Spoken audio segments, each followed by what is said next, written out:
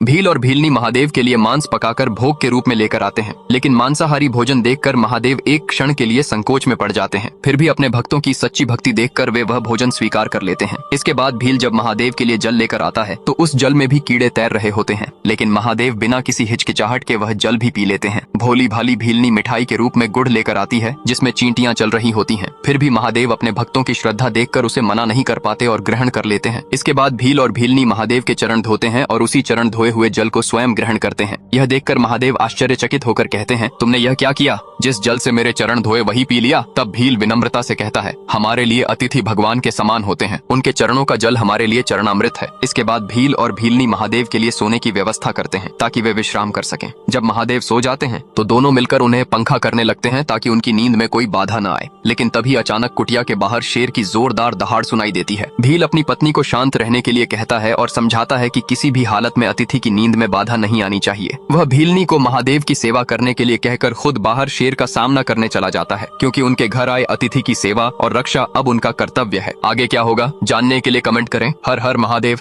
भील और भीलनी महादेव के लिए मांस पकाकर भोग के रूप में लेकर आते हैं, लेकिन मांसाहारी भोजन देखकर महादेव एक क्षण के लिए संकोच में पड़ जाते हैं। फिर भी अपने भक्तों की सच्ची भक्ति देखकर वे वह भोजन स्वीकार कर लेते हैं। इसके बाद भील जब महादेव के लिए जल लेकर आता है तो उस जल में भी कीड़े तैर रहे होते हैं, लेकिन महादेव बिना किसी हिचकिचाहट के वह जल भी पी लेते हैं। भोली भाली भीलनी मिठाई के रूप में गुड़ लेकर आती है जिसमें चींटियां चल रही होती हैं। फिर भी महादेव अपने भक्तों की श्रद्धा देखकर उसे मना नहीं कर पाते और ग्रहण कर लेते हैं। इसके बाद भील और भीलनी महादेव के चरण धोते हैं और उसी चरण धोए हुए जल को स्वयं ग्रहण करते हैं। यह देखकर महादेव आश्चर्यचकित होकर कहते हैं, तुमने यह क्या किया? जिस जल से मेरे चरण धोए वही पी लिया? तब भील विनम्रता से कहता है, हमारे लिए अतिथि भगवान के समान होते हैं, उनके चरणों का जल हमारे लिए चरणामृत है। इसके बाद भील और भीलनी महादेव के लिए सोने की व्यवस्था करते हैं ताकि वे विश्राम कर सकें। जब महादेव सो जाते हैं तो दोनों मिलकर उन्हें पंखा करने लगते हैं ताकि उनकी नींद में कोई बाधा न आए। लेकिन तभी अचानक कुटिया के बाहर शेर की जोरदार दहाड़ सुनाई देती है। भील अपनी पत्नी को शांत रहने के लिए कहता है और समझाता है कि किसी भी हालत में अतिथि की नींद में बाधा नहीं आनी चाहिए। वह भीलनी को महादेव की सेवा करने के लिए कहकर खुद बाहर शेर का सामना करने चला जाता है, क्योंकि उनके घर आए अतिथि की सेवा और रक्षा अब उनका कर्तव्य है। आगे क्या होगा जानने के लिए कमेंट करें। हर हर महादेव।